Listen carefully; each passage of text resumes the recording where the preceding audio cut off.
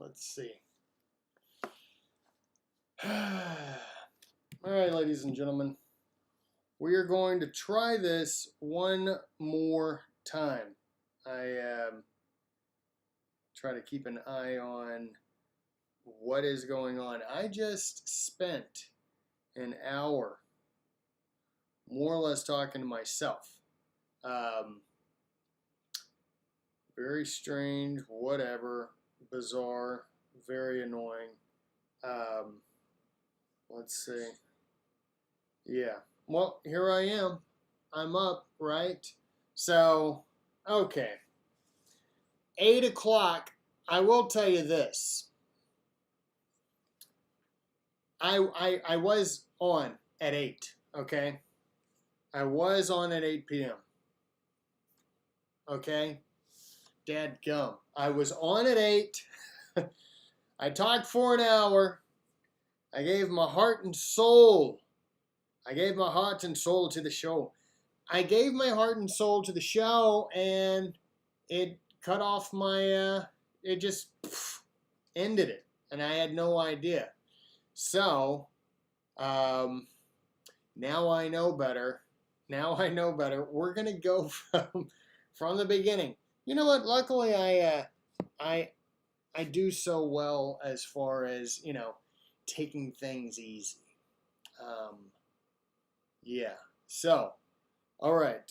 I'm sorry all that happened, but at least you don't have to deal with it twice. It's on me. I deal with it. We did have some technical difficulties. So I am actually going to, let's see. I'm going to share this out real quick. Technical difficulties, boy. And the thing is, a friend of mine was telling me, you need to have somebody, usually YouTubers have somebody there taking care of all this stuff. Well, now, it's just me. It's just me out here. Trying to do my thing. And not easy. Not for the faint of heart. Now, I do have a lot of stuff, sort of a lot of stuff. Well, I do have a lot of stuff to talk about. This is going to be a pretty in-depth discussion, and I hope that you, as I put out there, have your, I hope you have your note-taking stuff ready. So, all right. Hopefully nothing bad takes place as far as getting cut off by YouTube and all hell breaking loose. Marcus Aurelius, he is here. Just found the channel. Thanks for doing what you do. Great topics. Thank you, Marcus, and thank you for coming out to watch. Man, okay. So now I definitely know that we're live because we got a comment on the show. Man, so, all right. Without further ado, this son of a gun is, we're going to get started. I'm excited about doing the show. Thursday Night Live chat. We're going to talk about Socrates' accurate critique of democracy. This is going to be a multi-part series. I'm thinking it's probably going to last somewhere between 3 and 6 weeks. And this is going to talk about why we are running into an issue of calling our system of government a democracy and why that's wrong. Okay? Why that's wrong. And I'm starting tonight 2,400 years ago. Okay? So I'm going way back when, and our primary source is going to be Plato's Republic, with Plato writing down more or less all the things that Socrates was saying. There is debate that Socrates existed. Well, okay, Socrates, we'll just say he existed. Plato's writing everything down that he was saying. Okay, before we get started, as you know, this show, Thursday night show, is presented by my good friend Jay Rofrich over at Good Books in the Woods. If you haven't gone yet, go to goodbooksinthewoods.com. Use the code HISTORY to get 10% off of your order. He's got his bookstore has a ton of variety, and they've got a lot of beautiful, classic, antique books as well. So you can find a ton of books that you're looking for, but at the same time, especially if you're a collector or if you like beautiful books, this is the place to go. If you're nowhere in the greater Houston area, then go to goodbooksinthewoods.com and place your order. Or if you go in person, you can go over there, Good Books in the Woods in the Woodlands, and tell them that I sent you. Tell them that the Sons of History sent you, and you can get 10% off your order. And Jay let me know there is no amount of times that you can use it. You can use it as often as you want. Okay, so for as many books as you want. So keep that in mind. All right. Now, I did put together a blog post on our website. The blog post, you can check this out on thesonsofhistory.com. Check out the blog page. And I talk about our very first history event. It was a fantastic success. It was exciting to put on. We had a great time. Dr. Stephen Harden was amazing. Denton Florian was amazing. And a lot of people came out to watch and see the event. It was our very first one. And I got to tell you, it went off without a hitch. You know what? It was actually, I would say, sort of easier than doing this freaking show. As wild as that may come across to you. But yeah, thesonsofhistory.com, you can go check out the entire article. And I actually talk about the night before, which was that close to being an absolute disaster. That close to being an absolute disaster. I was very close to being so embarrassed. But saints be praised. Things worked out. You can read about that. I thank all the volunteers, and I thank all of the sponsors in the blog post. So you can check out everybody who helped. Check out the photos in there. I've got plenty of photos from the event, and it's just good stuff. Now, if you missed the event, and you're like, man, they had some really cool merchandise. They had some cool T-shirts. Well, indeed, we did. You can go to thesonsofhistory.com, click on the merch page, and you can still buy this stuff. We had the Texas One Not Stolen. It's the obviously you've got eyes to see. Texas One Not Stolen, that sold out pretty quickly. And we had our Come and Take It coffee mugs. You can buy this online. And then the other shirt is the Come and Take It Moment in Gonzales. And our good friend Craig Campobella, he does beautiful sculptures, Texas history related. It is his sculpture of the Come and Take It moment at the Battle of Gonzales, and we put it on a t-shirt. It is the Campobella collection. You can get it, and you will love it for the rest of your life, I am quite certain. So if you're like, well, Dustin, I'm really not from Texas, rest assured, we've got other stuff. You can get our comes in threes. History comes in threes. This is Civil War, World War II, Civil Rights era. You can check these out. And your favorite historical figures on t-shirts. Ladies and gentlemen, that is it. Let's get right to the show for the second time for me tonight. Yikes. Anyways, all right, I'm going to get right to it. And let's see here. Socrates' accurate critique of democracy. Like I said, this book, Plato's Republic, written 2,400 years ago, not an original copy. This is actually Plato's 5 Dialogues, which the Republic is in here. I highly encourage you to get this book if you've never read it. If you don't have it, you need to get it. This is like foundational source material for you. You need to get it. If you're like Dustin, in this economy, my budget for books is $0. Well, you can find it online free because it's a super old book, 2,400 years old, right? So I think the, what is it?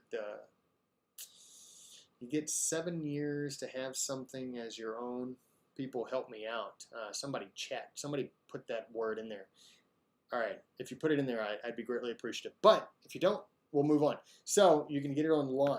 Now, Plato's Republic. So Plato is writing the words of Socrates while he is talking to several guys, Glaucon, Adeimantus, and several others. And towards the end of Plato's Republic, Socrates is talking about the various systems of government. He goes from like oligarchy, aristocracy, democracy, and eventually and monarchy, and eventually hits democracy.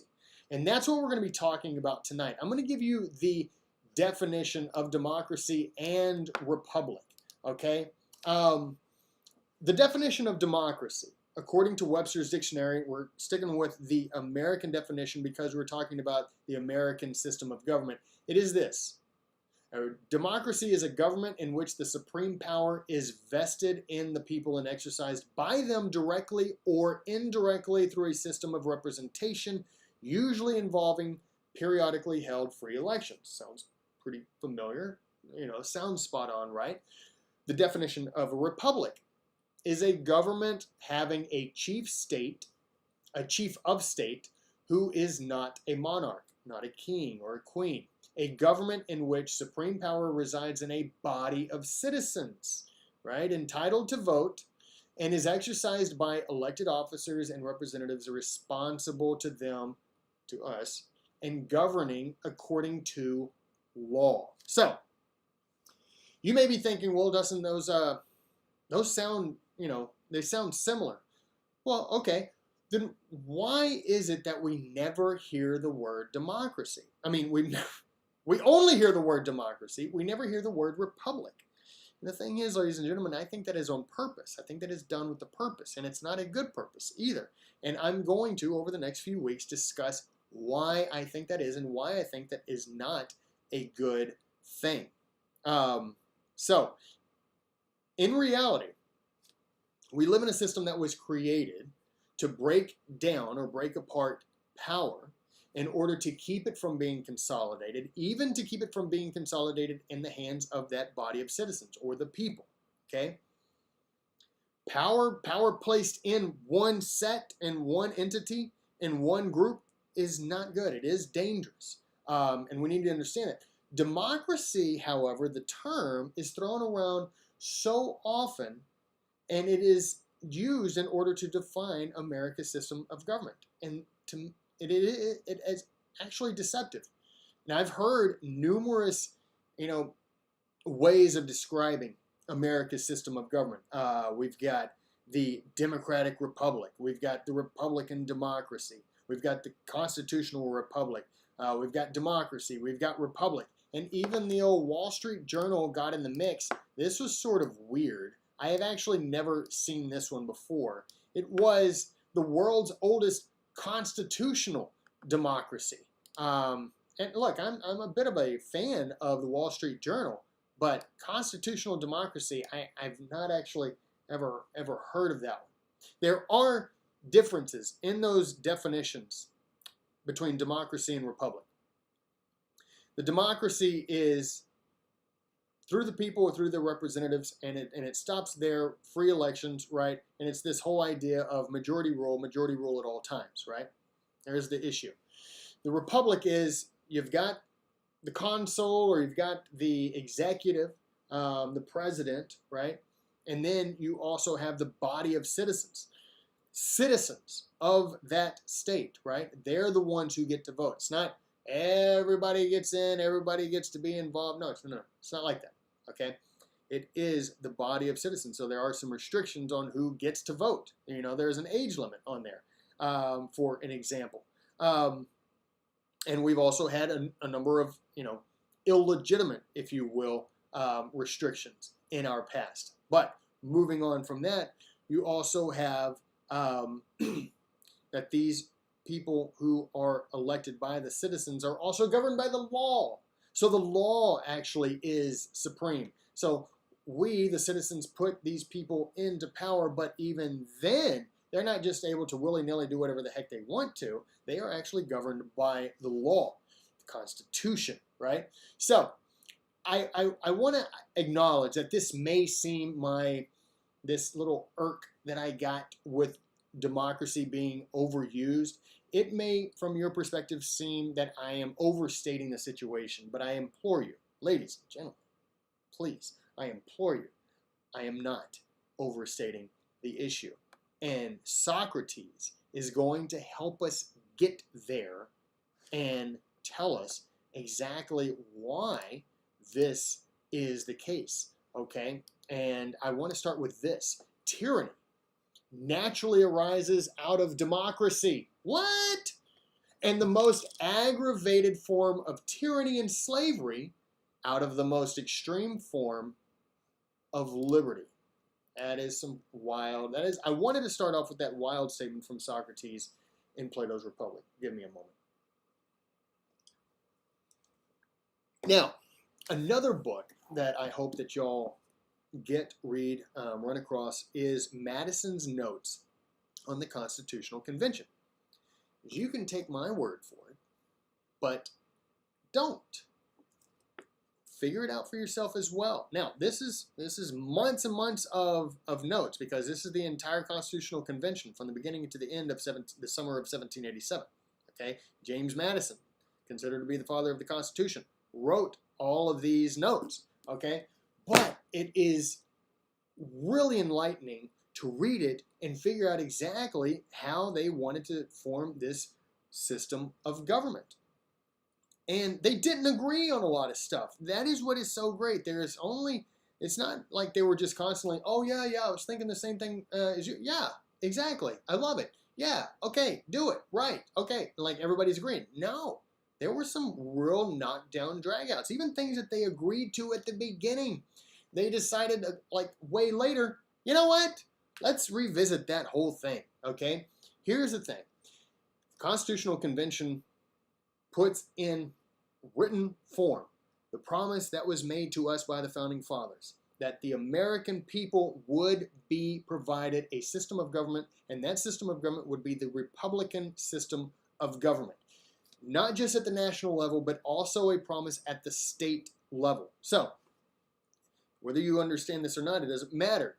This is a republic, right? I call it an extended republic to an extent because James Madison sort of calls it that in his famous Federalist Paper 10, right? So I call it that because it is a continual, or at least it was, we've stopped at 50 republics. You know, we've got 50 state republics under the national republic. So this is not something that is super easy and it's just, you know, all right, throw republic on it or throw democracy on it and that'll do. Everybody will understand. No. That's the danger, ladies and gentlemen. We are slowly but surely, over time, this is a long period of time, a century plus, we have slowly but surely started to dissolve the Republican form of government and institute a pure democracy. And during this series, I'm going to demonstrate how that has been taking place. But first, I want to talk about why Socrates' fears, echoed by the Founding Fathers, have come to fruition. So let's start in Book 8 of the Republic, where Socrates explains how a nation arrives at a democracy. Here we go. He says, democracy comes into being after the poor have conquered their opponents, slaughtering some and banishing some, while to the remainder they give an equal share of freedom and power. Democracy is a charming form of government, full of variety and disorder, and dispensing a sort of equality to equals and unequals alike. Now, Socrates is talking about, he says the poor, and later on he references them as the people. So it is the poor, the people, the masses, right? And throughout civilization, throughout the history of the world, it has been the masses that have been the largest group, right? It has been the poor that has been the largest demographic of any civilization or any nation. It's just the way that it was. And luckily, here in the U.S., that hasn't really been the case. You know, you pretty much have always, from our beginning, have had a middle class as well, a thriving middle class. Hopefully we can continue to thrive. Though it seems like our government officials are not really trying their best to help us out with that. Anyways, I'll move on. Revolutions How do revolutions start, or how do they succeed? Not so much how do they start. We know how they start. They start by, people being very angry, very irate, and then instigators come in and say, hey, yeah, right, let's overthrow it all. Revolutions are conducted through the masses. You can go, and let's just do somewhat modern history, right? You can go back to the end of the 18th, early 19th century with the French Revolution. Masses, right? Russian Revolution, the Chinese Revolution, the Spanish Civil War, the Cuban Revolution. So the list goes on here. And the thing is James Madison, the father of the Constitution, he actually reiterates Socrates' point when he says that in all cases where a majority are united by a common interest or passion, the rights of the minority are in danger. And it is 100% true. We have seen this just in the past year. When you have a large, massive group of people that cannot be stopped in a specific point and time, and they are driven by one common interest or passion, whether that's for justice or quasi-justice or retribution or whatever it is, can't be stopped, right? And that's the danger, because the minority, the small amount of people, what are they going to do? Nothing. They're going to run. They're going to run and hide and try to save themselves. And our system of government, which I will break down, especially next week, I will break down exactly what the founding fathers did. Copyright, Cam? Explain yourself. How dare you? So they focused on the minority in a lot of instances, which is why the term democracy cannot be just tossed about willy-nilly. It just can't be. So when it comes to the tyranny of majority, Socrates isn't speaking from like theoretical hyperbole. He's actually speaking from personal experience.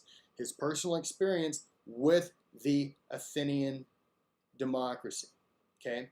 Because that's how things went. That's how things went back in the day. Copyright, free copy. Oh, is that what we're talking about? You're coming in. Well, yeah, the copyright is no longer valid, I guess, for Socrates' the Plato's Republic. Okay, thank you very much. I didn't know what you were referencing. I just saw it. Okay, anyways. Okay, so the same thing happened in the Athenian democracy, which was whoever won power. And here's what's interesting. Like if you compare sort of the Athenian democracy with the Spanish Civil War, you can see some real similarities. Like one side wins, and then they go after the other side. The other side wins, and they go after them. So it's like, as Socrates says, it's the killing of some, the banishing of some, and then those who survive, or those who are actually with the winning party at the beginning, well, let's dole out some power and let's dole out some freedom for those who are still around. Very dangerous, right? And that's why you have this, Republican system of government, not a democracy. A democracy is this demand for just absolute freedom, right? And that's the problem that we're going to address right now, the problem of absolute freedom. The problem of absolute freedom is Socrates further points out the problem of absolute freedom, which in any society will result in chaos and the overthrow of law, right? Republican form of government, the law is over the governed, or over those who govern, right? And the governed they answer to us, but they are kept by the law. So he calls it a good that brings a nation to dissolution, this desire for absolute freedom. This freedom he references is not a freedom of responsibility. Okay, it's not this absolute freedom of responsibility. It's this absolute freedom of debauchery over time. And this is what he says. He says, let's see, I almost put in the wrong one. Over time, this is what people do with the absolute freedom. He says they start calling them sweet names. Insolence they term breeding, and anarchy liberty, and waste magnificence, and impotence courage. These are probably things that you have seen here in this country here lately, with anarchy being considered liberty. Oh, they're fighting for justice. They're fighting for equality. They're fighting for whatever, right? What? They're being destructive. It's destructive behavior. No. No, it's democracy. It's about freedom. It's about absolute freedom. Well, people are praising this type of behavior in this country, and we call this behavior freedom. Nobody's going to tell me what to do. Enough with, I'm going to get mine, or, this belongs to me. It does not work that way. We've been calling it freedom, or this quest for freedom, or this quest for equality. And Socrates further explains that this is how anarchy finds its way. This is a quote. I'm not putting it up because I don't have it. He says, anarchy finds its way into private houses. We saw that this year, this past year with, the riots, right? Where anarchy, burning down businesses, looting, acting the absolute fool is, well, they deserve, this is, it's retribution is what it is. It's anger. It's rage. There's nothing to it other than that. But it's being excused. Instead of anarchy, it's being labeled liberty, freedom, fighting for justice, fighting for equality. No, wrong.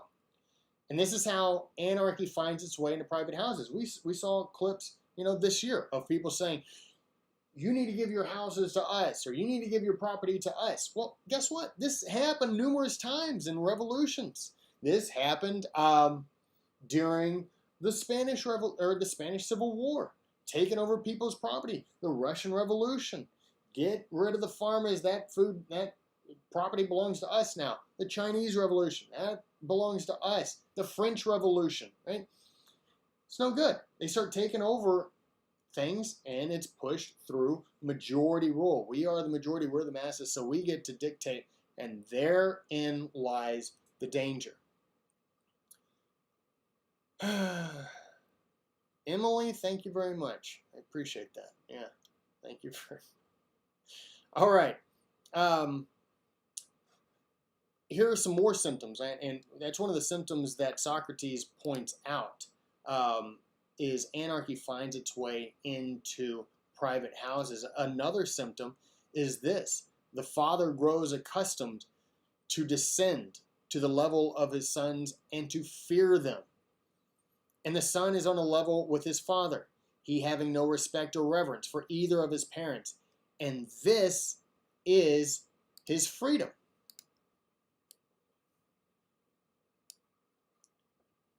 I mean, there we go. Got rid of it. This is his freedom, where the parents are condescending down to the children, where everybody's equal, everybody's the same, even our children. Oh, the rights of the children. They can tell the parents what to do, or the parents need to. Look, that's not how things go. That's not the system. That is not how a society can survive and thrive. If you have the parents and the children at the same level, what's going to end up happening? And you're going to end up having parents. The parents of the house are the law. They are the lawgivers of the house. Now, I know that that's not famous in like academia or places like that where, in psychology, people are wanting to sort of screw with things, screw with, human nature. It's just like, look, there's a reason why, Socrates or Plato writes this 2,400 years ago, and this stuff is spot on as of today. Why? Because human nature doesn't change. We have the same passions. We have the same lusts, the lust for power. We have the same wants and desires. we don't change no matter how long or how long time has passed. Human nature is human nature. And we have to check that. We have to check those passions and those desires and those lusts. We have to check it. You know, we have a conscience, we got to check it. Well, when we are children, our parents have to check that. And when that child grows up and they have an understanding of authority through the parents, because they had parents who understood authority and how to implement it, well, that child grows up and they succeed in society because they understand that the government as well has a right to govern. And it is the right that is given by the people in a republican form of government. But if you throw that off and you have the child who's like, I ain't got to listen to nobody. I'm not listening to anyone. And I know more than my parents. I'm much smarter. I'm much wiser. And that is very constant. That happens a lot, unfortunately. But you know what? Even I suffered from that during college. You know, when I was in college, I had this mentality like, I'm smarter than a lot of people, you know? And I remember having that thought in my head. And it's outrageous to think that I know, or I would have more understanding or wisdom than somebody who had lived 50, 60, 70 years more than me.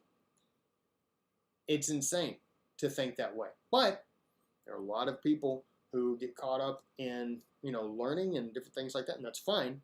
And they start thinking that they're smarter than those who have actually lived life.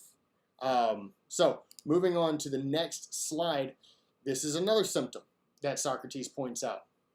And it's somewhat similar to what Socrates mentioned earlier. And he actually mentioned it earlier when he was talking about how they start terming things they term things wrong, right? Impotence becomes courage. So he says the young and old are alike.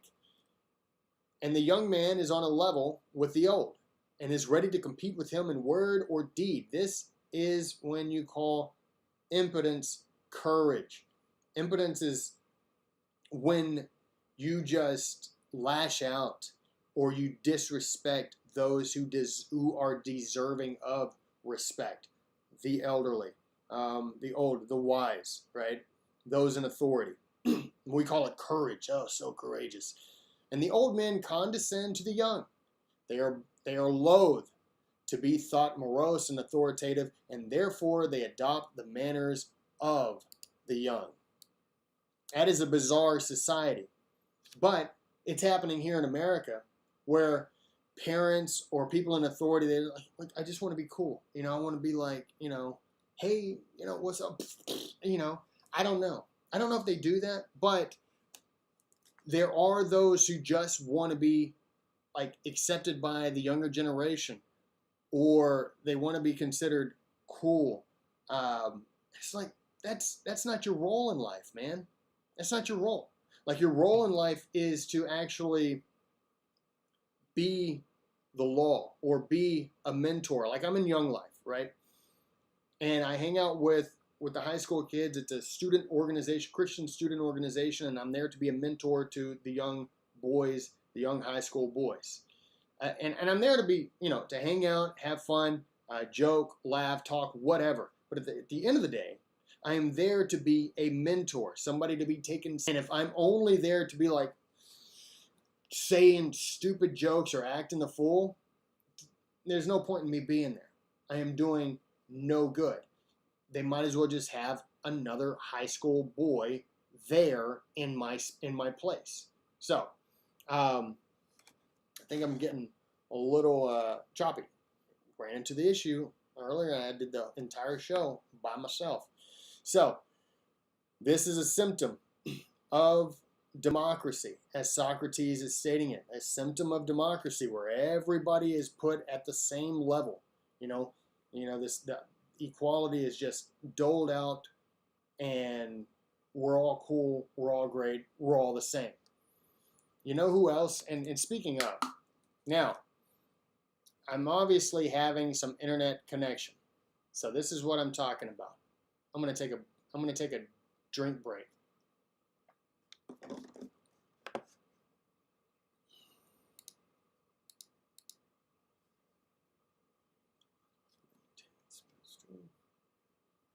All right, so I'm assuming that everybody is getting a slowed response. Not receiving. So, yeah. All right. Okay. I think maybe we're back. Yeah? No? We're not. This is one of the issues. I haven't moved. Let's see.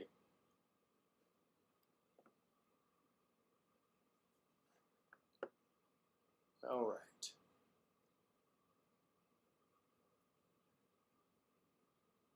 Can I just get some good reception here? Oh, yeah. Now we're back. Okay. Okay, now we're back, I think. It says excellent connection now. All right, here we go. Back on track. I'm going to double check to make sure that we are good. If you can hear, if you can watch. Anyways, I'm going to try to power through with this. This is really irritating.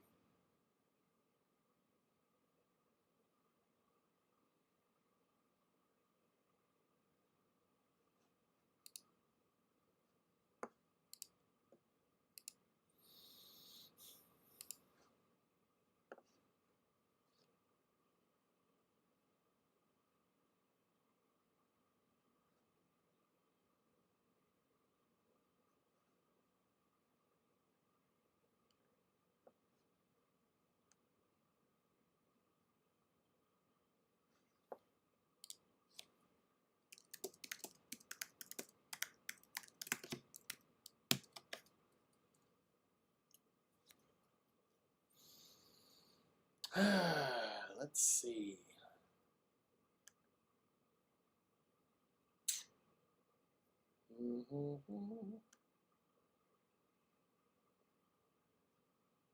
Not only did I do the entire show once through, and apparently it did this and cut me off 5 minutes in, now it's doing this very same thing again. So, all right. So, this is extremely irritating. Yes, a little. Okay. All right. It's buffering a little. I am going to continue anyways. Okay, if it's just a little, I could probably make it towards the end. So, we've got Socrates talking about the symptoms of what he is calling democracy, but also he starts calling the problem of absolute freedom. And there's another person who actually discusses absolute freedom and talks about how that results in the dissolution or the devastation of a nation, and that would be the Apostle Paul in Romans 1. There's a sort of this three-step process to bringing a nation to its knees. And if you've never read Romans 1, I encourage you to read Romans 1 and sort of break that down. So, how does this disastrous transition take place in a democracy? Well, it happens when people in power, whether they're politicians or celebrity or in academia, they start doling out the idea of equality to others, regardless of the people's understanding of what equality even means. And regardless of whether they understand the difference between equality of opportunity and equality of outcome, which there are two different things that require two different paths. The latter is a path that you don't want to take. That is the path of the revolutions, the French Revolution, Russian Revolution, and they don't work out well, obviously. And they always wind up with somebody taking over, which actually, I don't bring this up. I don't have a quote, but Socrates actually brings that up about how somebody rises to the top through the chaos and disorder of a democracy or this absolute freedom. Chaos ensues. What happens? French Revolution, what happens? Robespierre takes place. They end up killing him because he's nuts out of his mind. and power hungry and starts doing a call. But what happens then? Napoleon takes over. Russian Revolution, right? Russian Revolution, and to an extent, French Revolution, they sort of got off easy with Napoleon coming in, but that's a totally different topic. Russian Revolution. People just like to give Vladimir Lenin sort of not that hard of a time when they should. He was a very evil person. But who follows up after him?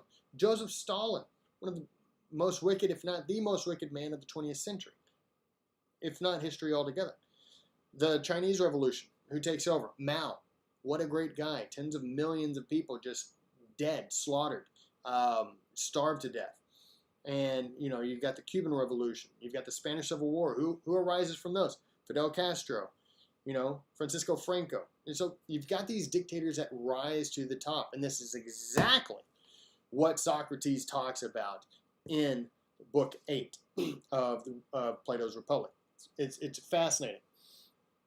Now, the idea of freedom, when it becomes the absolute freedom, the desire for absolute freedom, when this takes place, the idea of freedom becomes more precious than the foundation for freedom, which is the law. Because the law is what obtains or retains our ability to remain free. But the law, in this pursuit of absolute freedom, is sold as an impediment to freedom. And Socrates addresses this very issue when he says that citizens chafe impatiently at the least touch of authority, and they cease to care even for the laws, written or unwritten. They will have no rule over them. Now, like I said earlier, there are people who are like, ain't nobody going to tell me what to do. You know, I'm my own man. I can do whatever I want. I'm a real deal. And you have people who want this absolute freedom, and so they discount the necessity of law. And many Americans have what Socrates calls this insatiable desire for freedom that advocates, unfortunately, for the overthrow of the very thing that they need in order to obtain or at least retain that freedom, which is the law, written or unwritten, Constitution. Americans are being sold an idea of freedom and equality that is false. And that idea is being sold through the term democracy, majority rule in all cases. You know, we the people, you know, we the masses. It's just like, yes, we the people is the opening three words of the Constitution. But you need to understand first how that system works. And consider the vast amount of people, speaking of masses, consider the vast amount of people, young people in particular, who advocate for socialism. Okay? They advocate for socialism because they want to be taken care of via the government. But by advocating for a form of government, which is socialism, by a form of government, that actually they demand this form of government to take care of them, while at the same time it decimates the very things that they need in order to be taken care of, i.e. freedom and economic prosperity. Socialism wipes those two things out. Why? Freedom, socialism? Socialism is the government controls the means of production, meaning you don't create anything on your own. You don't have the freedom to do that. You will create and you will create and you will consume what we tell you you can create and consume. That's socialism, right? And that wipes out economic prosperity because, why? You've got everybody up top trying to tell everybody else what to do and control everything, controlling everybody from a centralized area. You're trying to control every little thing, and you know it's called micromanaging. And micromanaging, obviously, it's like micromanaging on massive steroids. Micromanaging ensures that people are not allowed to do what they need to do in order to even survive, which is why socialism, sold as this great ticket for economic prosperity and freedom, actually decimates societies. Thank you very much. All right. Lastly, there has sprung up this disdain for laws, written and unwritten, in particular the Constitution. The law, the Constitution, maintains our freedoms, not the legislature or the executive, and unfortunately not, as we've seen in their past, not the judicial. Now, they are there to make sure that the system of government works, but it is the Constitution. It is those things that have gone before, the laws that have gone before, that restricts the power from those who are in power. Without the Constitution, without those laws that have been put in as restraints on people with power, the powerful would be instituting their power on those who are powerless, which would be you and I, just the regular people. So the Republican form of government breaks that power in multiple areas. And so there are multiple checks on power. There are multiple checks on you, the people, okay? And we need that. So, but if you get rid of the Constitution, well, they're not accountable to anything, right? And they have to be accountable to something that is not influenced by passion. They're not influenced by anything outside, and that is the written word, the text, the Constitution. The Constitution doesn't care about how somebody feels at a certain particular point in time.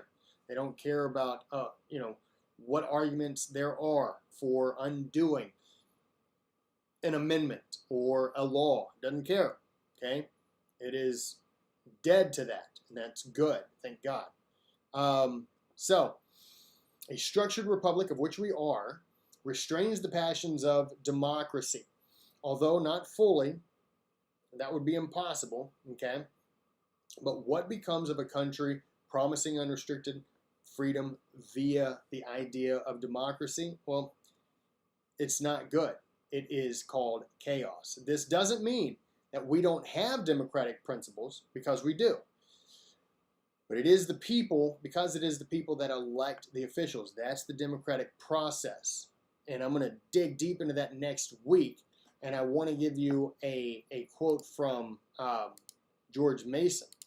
And he says that, and this is Madison writing the notes on the Constitutional Convention. This is what Mason was talking about.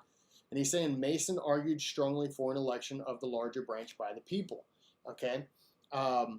So yes, we do have democratic principles, as Mason mentions. It was to be the grand depository of the democratic principle of the government. That is the election of the larger branch. It was, so to speak, to be our House of Commons. That's a reference to Great Britain. He admitted that we had been too democratic, i.e. the Articles of Confederation, but was afraid we would incautiously run into the opposite extreme. So, now, the opposite extreme. I want to, let's see if that is the absolute freedom there is. There are extremes. We talk about, if you've read any of Aristotle or anything like that, they talk about the good. Aristotle in his Ethics talks about trying to be moderate, trying to find that middle ground in everything that you do, right? Because there are extremes on both ends. And that's what Mason is talking about. And I want to end on what Socrates ends on, with the real scary part of what happens with a pure democracy, a people seeking absolute freedom. It says, tyranny naturally arises out of democracy, in the most aggravated form of tyranny, and slavery out of the most extreme form of liberty. The excessive increase of anything often causes a reaction in the opposite direction. Do you see that? Do you see Mason sort of reiterating what Socrates said? He says, thus liberty, this absolute freedom, this chaos and disorder, says, thus liberty, getting all out of order and reason, passes into harshest and bitterest form of slavery. So, going back a little bit on the absolute freedom, remember, it's not the absolute freedom of responsibility, God forbid. It is the absolute freedom of debauchery. And people with this idea that, I get to do anything that I want to and there should be no consequences. That's not how things work. That's not how the world works. That's not how life itself works. If you break certain laws, there will be repercussions. That's natural laws, that's laws on the books. So describing the system of government that we have, the Republican form of government, is not easy, and that's a good thing. It should take time to discuss and understand our form of government. It can't be just, well, it's a democracy, and give people this mentality of, well, majority rules at all times, because that's false. That is not true. The ancient Greek philosophers spent a freaking lot of time just describing the word good and what it means, okay? So describing our system of government, that's a good thing. It's good that it takes some time, because that means that there are more restraints than possibly you know. Now, it's not good to offer just a simplified definition of what we have, so we can't just say, oh, it's a democracy. We need to start using the word republic more often.